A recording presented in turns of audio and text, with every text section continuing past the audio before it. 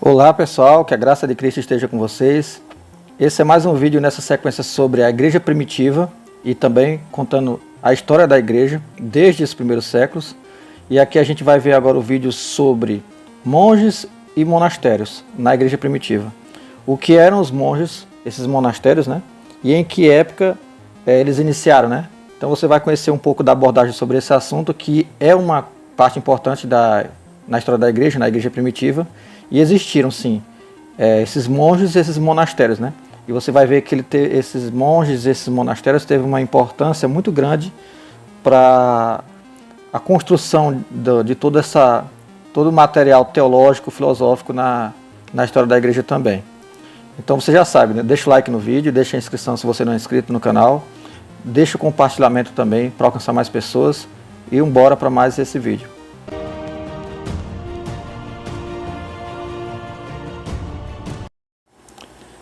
Os primeiros monges e monastérios começaram a aparecer nos primeiros séculos do cristianismo. A vida monástica teve suas origens no Egito e em outras regiões do Oriente Médio, durante os séculos III e século IV d.C.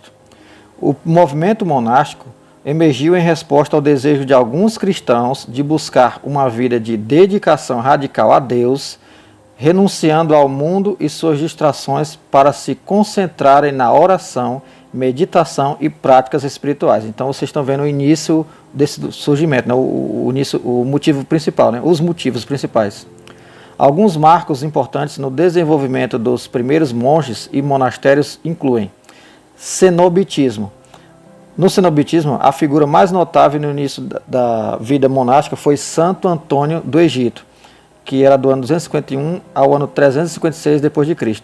Conhecido como Santo Antônio Abade ou Santo Antônio o Grande, ele é considerado um dos primeiros eremitas, monges eremitas, né, que pegou esse nome, e é creditado com o estabelecimento do cenobitismo, que é a vida monástica comunitária. Ele atraiu seguidores que se juntaram a ele em sua busca de uma vida ascética no deserto. Então, é uma vida em comunidade, com as pessoas com esses mesmos propósitos que vocês escutaram aqui. Oração, meditação, práticas espirituais, né? E com essa vida, esse propósito de crescer espiritualmente e tendo essa vida ascética, né? No deserto. Então eles se recolhiam para esses locais. São Pacômio. Ele é do ano 292 ao ano 346 d.C. São Pacômio fundou o primeiro monastério cenobítico registrado na história do cristianismo, conhecido como Mosteiro de Tabenice, no Egito. Ele desenvolveu uma regra monástica que orientava a vida comunitária dos monges, estabelecendo horários para oração, trabalho e descanso. Então, esse aqui é um dos principais nomes, né, entre os monges que fundaram os monastérios. E ele já e dentro desses monastérios o pessoal não tinha vida apenas de ficar ali numa meditação e oração. Tinha também a questão de trabalhos, né? E os períodos de descanso. Então era uma comunidade que tinha propósitos também de ter produtividade, além de espiritualidade. O movimento monástico sírio, o cristianismo sírio também teve um papel importante no desenvolvimento do movimento monástico. São Simeão Estilita, que é do ano 388 até o ano 459 d.C., por exemplo, tornou-se conhecido por suas práticas ascéticas extremas, vivendo em cima de uma coluna como uma forma de busca de Deus.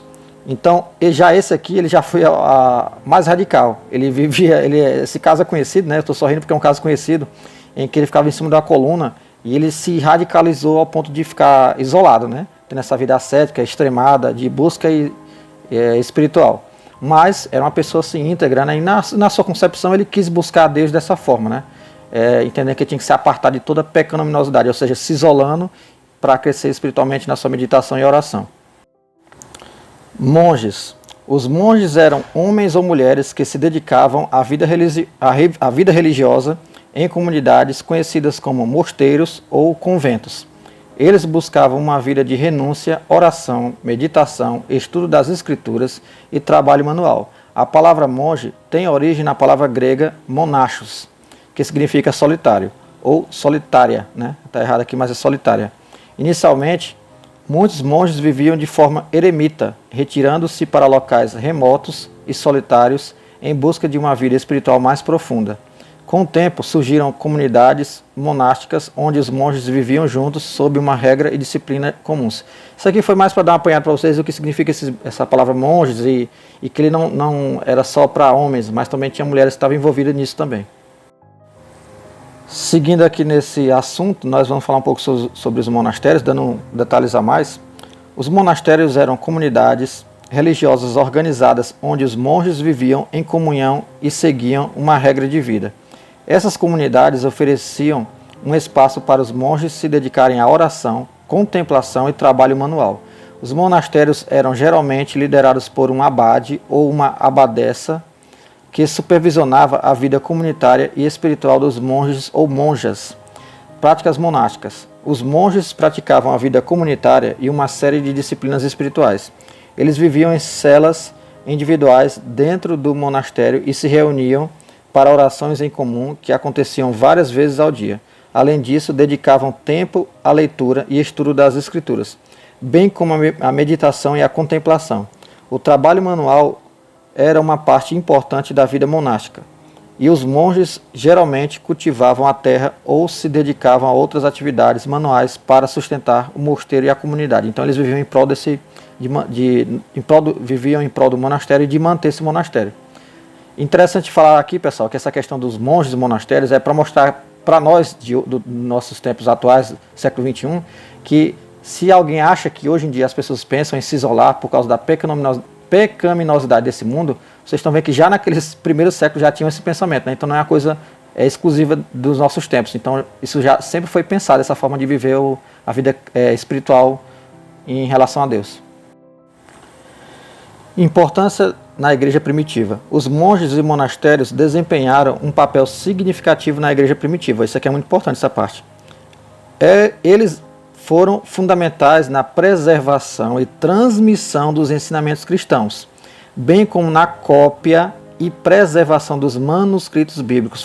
Vocês estão vendo a importância deles, entre outras coisas, na preservação de manuscritos bíblicos, né, na cópia, e textos teológicos. Além disso, os monastérios eram centros de aprendizado e cultura, onde muitos dos primeiros padres da igreja, né, os pais da igreja, foram educados e onde ocorriam debates teológicos importantes. Então eram locais que também tinha isso, a cópia de manuscritos, preservação deles e de outros textos teológicos, além da questão de formação de líderes espirituais e debates teológicos, né?